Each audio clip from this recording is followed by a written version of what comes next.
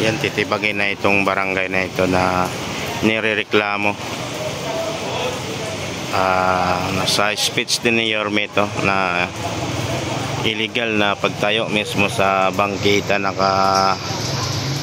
Tayo itong barangay 313 Zone 31 Barangay Hall.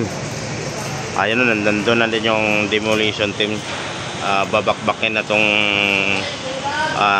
tatlong palapag na barangay tinayo dito sa Distrito 3 kay Congressman Joel Chua.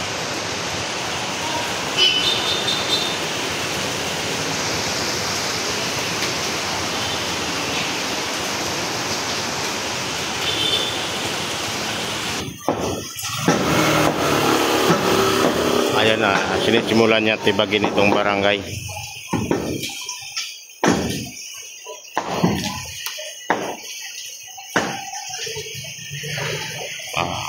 Nagsimula sila sa rooftop.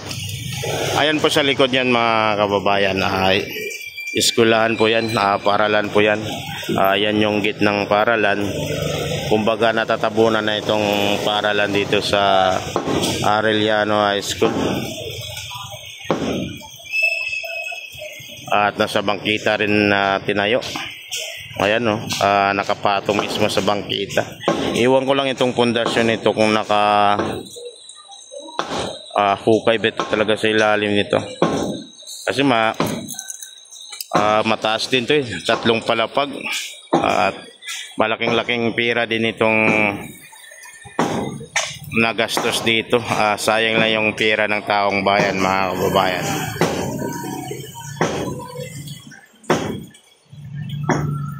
Sayang po. Ay.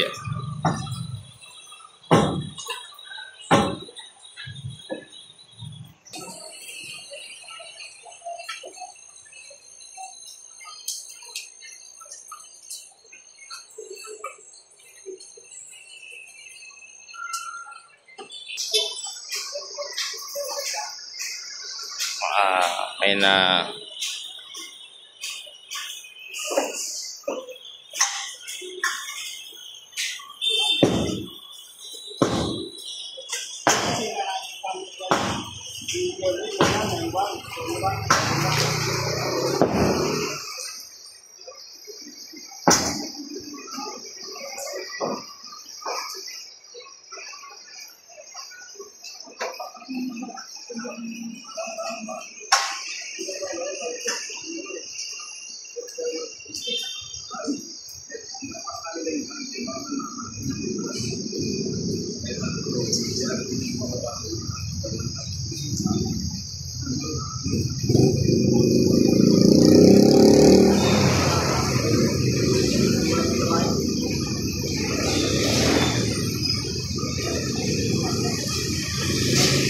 yan na, tatalian natin yung grills para hindi naman bumagsak dito sa daan mga kababayan.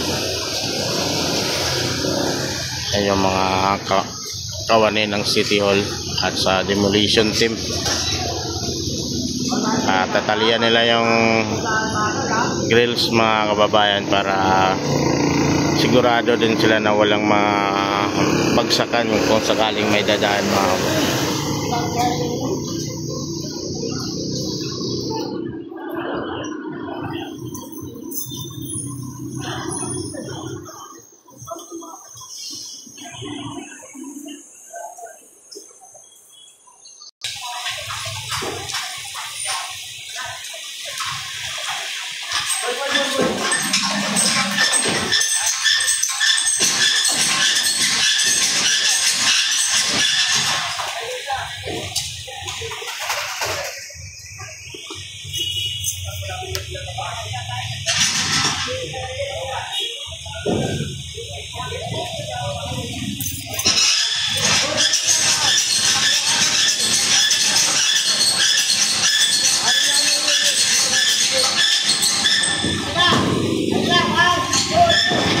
Yan na, bagsak na.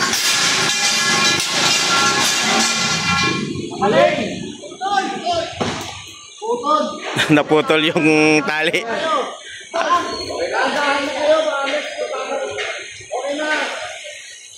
Ayan na yung railings. Ay, grills mga kababayan. Oh!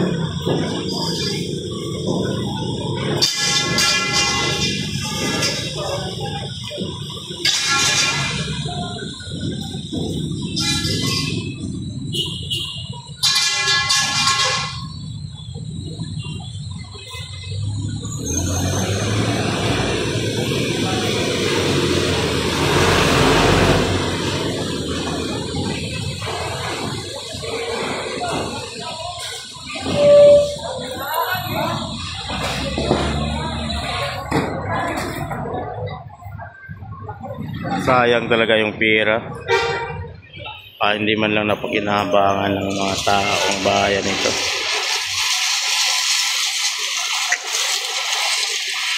Malaking pera din itong nagastos dito kasi solid to eh.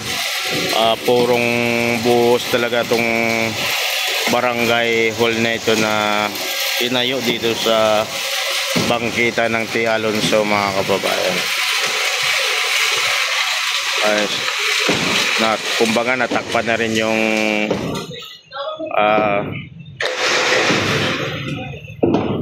paaralan ng Arellano High School.